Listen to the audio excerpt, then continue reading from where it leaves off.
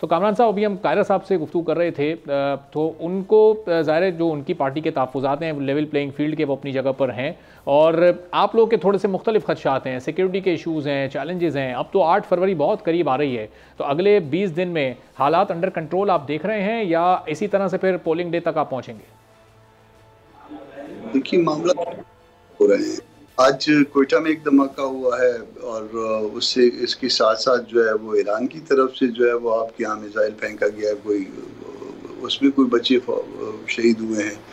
इस तरह के मामला तो फिर यहाँ लकी मरवत के आसपास भी जो है ना वो कोई वाक़या हुआ है, थाने पे हमले की कोशिश हुई है। तो ये ऐसे मामला हैं, इवन कल जो है ना पीपल्स पार्टी के जो कैंडिडेट हैं असगर रिंद, उनके घर पे जो है ना वो दस्ती बम फेंका गया था और उनका भाई जख्मी हुए हैं। तो ये सारे मामला जो है ना वो बड़े तकलीफदेह हैं, और इलेक्शन का माहौल अभी भी नहीं बन पा रहा। ये तो है ही है, मगर इसके साथ ये जो सिक्योरिटी के इश्यूज हैं, ये उसमें हमको मूव नहीं करने दे रहे। सबसे ज्यादा मसला जो है जेयूआई के साथ दरपेश है। एक दफा जो है ना हमने 84-85 जाने दे दी हैं। अब्दुल्ला पे हमला हुआ है, मौलाना की गाड़ी पे हमला हुआ है, बेटे को उसके थ्रेट है, और बहुत सारी लीडरशिप ऐसी है जो इसी तरह से थ्रेट की जद में भी है, और खुदा न खास्ता कोई वाक़े के हवाले से भी जो है ना वो ज़्यादा कॉन्शियस हैं। तो मूवमेंट जो है ना वो हमारी बहुत मुश्किल हुई है पूरे मुल्क में इस वक्त।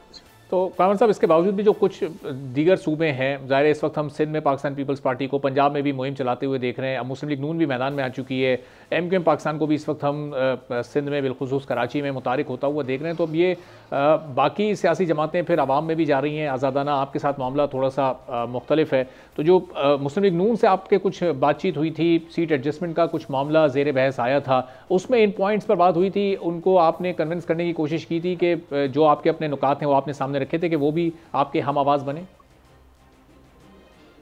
देखिए, इसमें जहाँ तक बाकी सूबों में दूसरे दोस्तों की जो है वो मूवमेंट का ताल्लुक है या कंपेन का ताल्लुक है, वहाँ पे हालात मुख्तलिफ हैं। सुबह सिंध में इस तरह से मामला नहीं है जिस तरह से बलूचिस्तान में है या सुबह खैबर पख्तूनख्वा में है। इसी तरह पंजाब भी जो है वो तकरीबन पुरअमन है इस वक्त। मगर जो हमारे एरियाज है, जो रवायती तौर पे जो जिन एरियाज में जो है जेयूआई का असर है, वहाँ पे डिस्टर्बेंस ज़्यादा है और बहुत ज़्यादा है।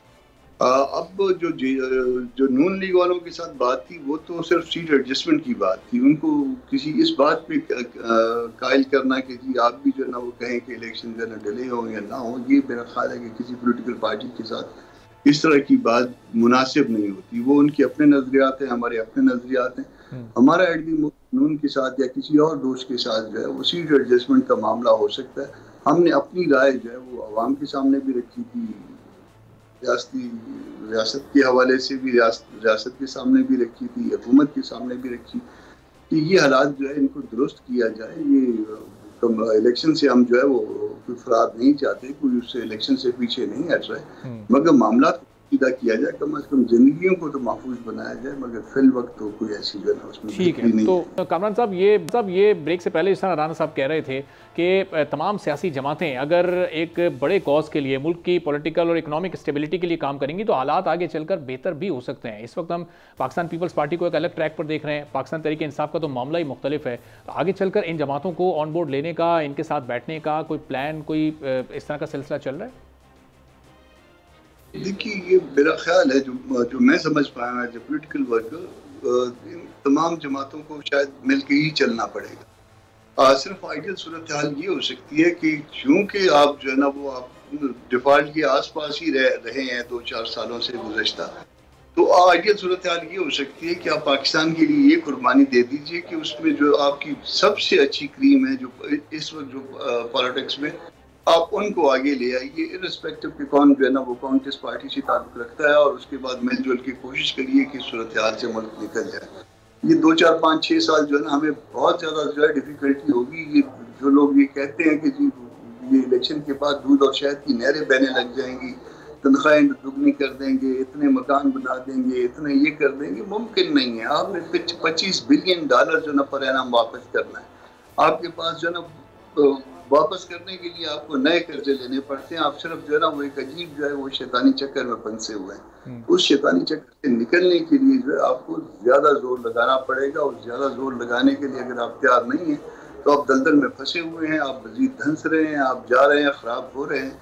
हर आने वाला दिन जो है वो पहले वाले दिन से ज्यादा खराब होगा, और लोग जो है ना वो इससे भी ज्यादा सीखेंगे, क्योंकि आपके पास इसके अलावा कोई तरीका कार नहीं है कि आप चीजें महंगी करें। और कानून साहब, अभी तक जो मंशूर पाकिस्तान पीपल्स पार्टी का या अभी मुस्लिम लीग नून का भी जो सामने आना है, उसमें भी उनका जोर तो मईशत पर, लोगों को सहूलियात देने पर, ये मुफ्त बिजली और डबल तनख्वाह, ये तमाम वही नारे हैं जो कि माजी में भी इसकी बुनियाद पर आवाम से वोट लिए गए। आवाम के पास भी कोई ऑप्शन नहीं है कि वही बड़ी जमातें बार बार हुकूमत में आती हैं, उनके पास भी इस वक्त कोई थर्ड चॉइस की सूरत में कोई बड़ी पॉलिटिकल फोर्स मौजूद नहीं है। तो अब इसका मतलब ये है कि इन्हीं में से कोई जमात आएगी और आप और दीगर जो छोटी जमातें हैं वो भी हुकूमत साजी में उसकी मदद करेंगी। तो वही रिपीट टेलीकास्ट जो पिछले 5, 10, 15 सालों में चलता आया है, वही हम अगले 3, 4 साल, 5 साल भी देखेंगे।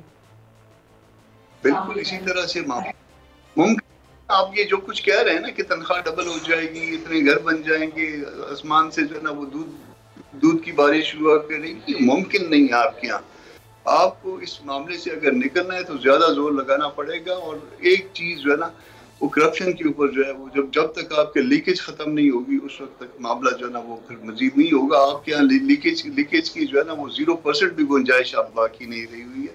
इस बात को लेके अगर पार्टियां आगे चलेंगी तो ठीक है, अगर नहीं चलेंगी तो फिर जो है ना आज के बाद कल के हालात ज्यादा बुरे होंगे। सब्सक्राइब करें और बेल दबाएं ताकि कोई खबर रह न जाए।